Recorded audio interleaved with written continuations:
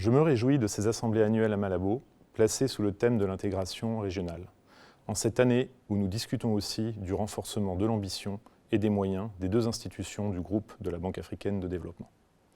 Le groupe a accumulé depuis des décennies une expérience unique dans les projets d'infrastructure, qu'ils soient d'envergure nationale, régionale, dans des pays fragiles, dans les zones rurales, qu'ils concernent l'énergie ou les transports. Elle est donc très bien placée pour répondre aux considérables besoins en infrastructures de qualité en Afrique que la croissance démographique et l'urbanisation accentuent encore. Et elle est tout particulièrement pertinente pour financer les projets d'infrastructures régionales indispensables au développement du continent, construire les routes et les ponts reliant les États, interconnecter les réseaux électriques, développer des chaînes de valeur transfrontalières, relier producteurs et consommateurs pour réaliser l'ambition d'un marché continental.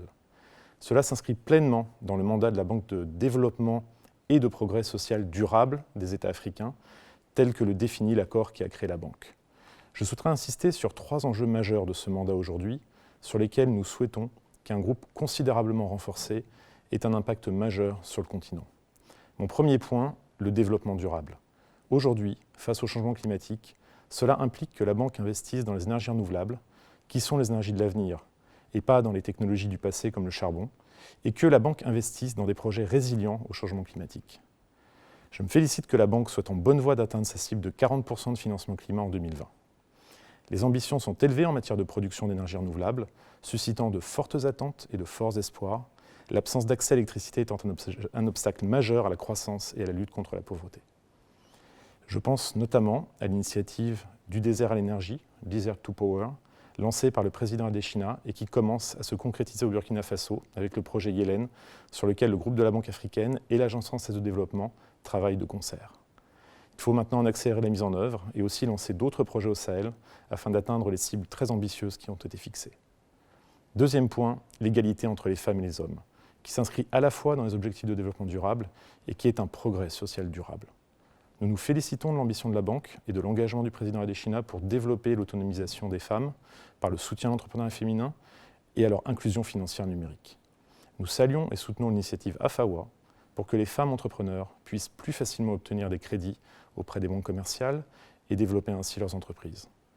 Nous saluons et soutenons la Facilité pour l'inclusion financière numérique en Afrique, ADFI, pour qu'elle permette aux femmes de bénéficier pleinement de son objectif d'accès de plus de 300 millions d'Africains à l'économie formelle. Mon troisième et dernier point est le soutien aux pays les plus fragiles, où le groupe de la Banque africaine doit garder le rôle pionnier qui est le sien pour traiter pleinement et dans leur globalité les questions de fragilité. D'une part, l'allocation de l'aide doit mieux prendre en compte la vulnérabilité exogène des pays, qu'elle soit climatique, économique, ou qu'elle résulte de la contagion de crises régionales, par exemple sécuritaires ou sanitaires.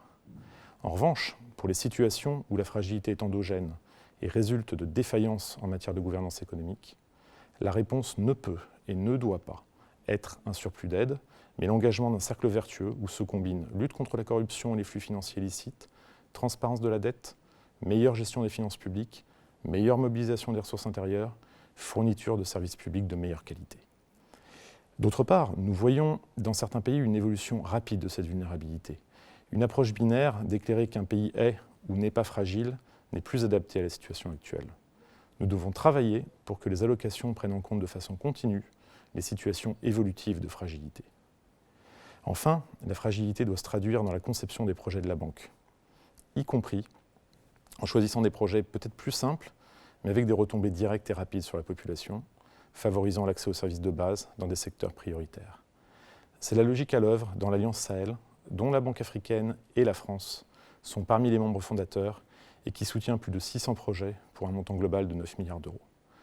Pour conclure, j'appelle tous les membres de la Banque et du Fonds africain de développement à travailler sans relâche pour nous accorder tous ensemble sur un fort renforcement des ressources de ces deux institutions. Merci.